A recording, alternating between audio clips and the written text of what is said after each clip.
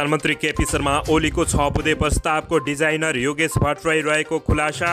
नेपाल समूहमा फुट आउने संकेत गोकर्ण विष्ट योगेश भट्टराई एउटै मत, घनश्याम र सुरेन्द्र पाण्डे दुविधामा। माधव पक्षका नेताहरू भन्छन् ओलीबाट एकता भङ्ग गर्ने घोषणा भइसक्यो, हस्ताक्षर फिर्ता लिन्नौ। प्रधानमन्त्री केपी शर्मा ओलीको जेठ 2 मा फर्किने प्रस्तावले नेपाल समूहमा तरङ्गित, कुन नेताले के भने पुरा जानकारी। अब मन मिलाउने र पार्टी बनाउने कुरा गरौ शङ्कर पोखरेल।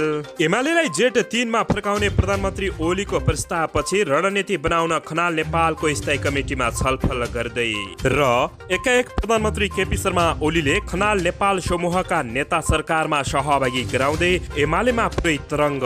अब हेर्नुहोस् पुरा समाचार। दर्शकबिन नमस्कार, तपाईहरू यति बेला युवा नेपाली युट्युब च्यानल हेर्दै हुनुहुन्छ। दर्शकबिन यदि हाम्रो च्यानल युवा नेपालीसँग अझै पनि सब्स्क्राइब गरेर जोडिनु भएको छैन भने सब्स्क्राइब गरी जोडिनुहोला। यो भिडियोलाई अन्तिमसम्म हेरी सक्दो सेयर र लाइक गर्न पनि नभुल्नुहोला।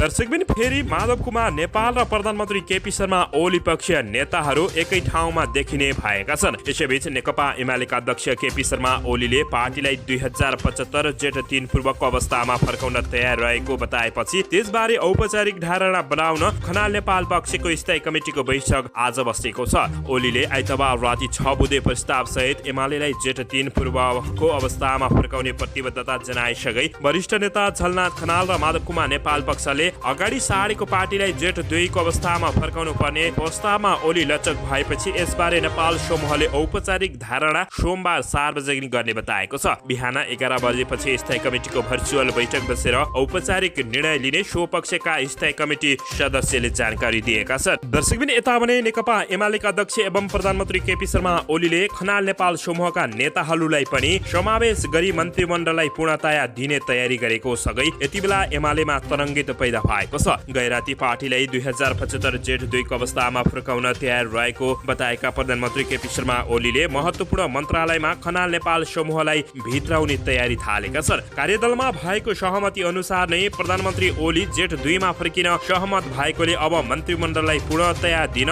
लागेको एमाले संसदीय दलका उपनेता सुभाष चन्द्र नेमाङले बताएका छन्। नेमाङ भन्छन् पार्टी जेठ 2 मा फर्किने भनिसकेपछि यो समूह र त्यो समूह भन्ने कुरै भएन, खाली रहेका मन्त्रालय पार्टीका नेतालाई नियुक्त गर्न प्रधानमन्त्रीले तयारी गर्नु भएको छ। खाली रहेका मन्त्रालयले 1-2 दिन भित्रै पूर्णतया पाउँछ उनले बताएका छन्। प्रधानमन्त्री केपी शर्मा ओलीले जनता समाजवादी पार्टी जसपाका 8 मन्त्री र 2 राज्य मन्त्री तथा पार्टीबाटै समेत गरी गत शुक्रबार मन्त्रीमण्डल पुनर्गठन गरेका थिए। दर्शकबिन यसैबीच यता माधव कुमार नेपालका टक्कर विरोधी शङ्कर पोखरेलले पनि अब मन मिलाउने र पार्टी बनाउने कुरा गरौँ भन्दै टिप्पणी दिएका छन्। लुम्बिनी प्रदेशका मुख्यमन्त्री तथा नेकपा एमालेका नेता शङ्कर पोखरेलले अब पार्टी कताका लागि मन मिलाउने र पार्टी बनाउने कुरा गर्नुपर्ने बताएका छन्। पोखरेलले सामाजिक सञ्जाल मार्फत यस्तो सन्देश दिएका हुन्। एमालेको नेतृत्व जेठ 2 मा फर्कनका लागि तयार भएको अवस्थामा अब मन मिलाउने र पार्टी बनाउने कुरामा सबै लाग्नुपर्ने मुख्यमन्त्री पोखरेलको भनाइरहेको छ।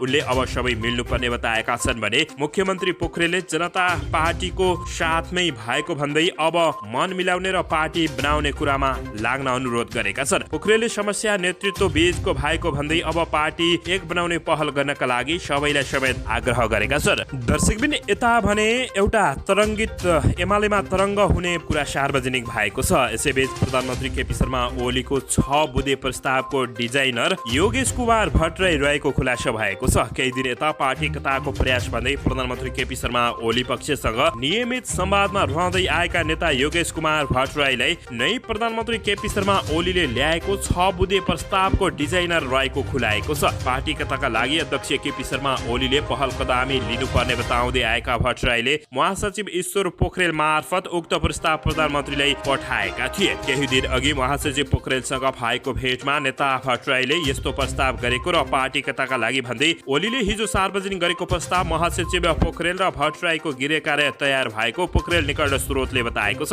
नेता भट्टराईले ओलीको प्रस्तावसँगै नेकपा एमाले अब एकबद्धता भएर एमालेको प्रक्रियामा प्रवेश गरेको बताएका छन्। पार्टीभित्र युद्धविराम भएको छ, अब एकबद्धता भएर अघि बढ्नुपर्छ। त्यो वातावरण प्रस्तावले निर्णय भएको छ र विभाजनमा जान लागेको भएको त्योबाट फर्किएको छ। भट्टराईले आज बिहान एक टेलिभिजनसँगको अन्तर्वार्तामा बताएका छन्। त्यसो त भट्टराईले हिजो नै प्रधानमन्त्री ओलीको प्रस्ताव सकारात्मक रहेको धारणा सार्वजनिक गरेका थिए भने माधव कुमार नेपालको कित्तामा रहेका भनिएका भट्टराई पछिल्लो पटक शेरबहादुर देउवालाई प्रधानमन्त्री बनाउनका लागि नेपाल पक्षले सहयोग गरेको हस्ताक्षरमा सहभागी नभई ओली पक्षसँग निरन्तर छलफल गर्दै आएका थिए। दर्शकबिन तर यता भने पार्टी एकताका लागि अध्यक्ष एवं प्रधानमन्त्री केपी शर्मा ओलीसँग अनौपचारिक वार्तामा रहेका केही नेता बाहेक नेकपा एमाले विद्रोही पक्षका सबै नेताहरूले ओलीको एकता प्रस्ताव अस्वीकार गर्ने भएका छन्। आइतबार राति सार्वजनिक एकता प्रस्तावबाट ओलीको पार्टी एकता भङ्ग गरेको निष्कर्ष निकाल्दै ओलीले गरेका कुनै पनि प्रस्ताव मान्य नहुने शीर्ष यो पक्षका नेताहरूले निकालेका छन्। त्यसलाई औपचारिक रूप दिन सोमबार बिहान आज अर्थात्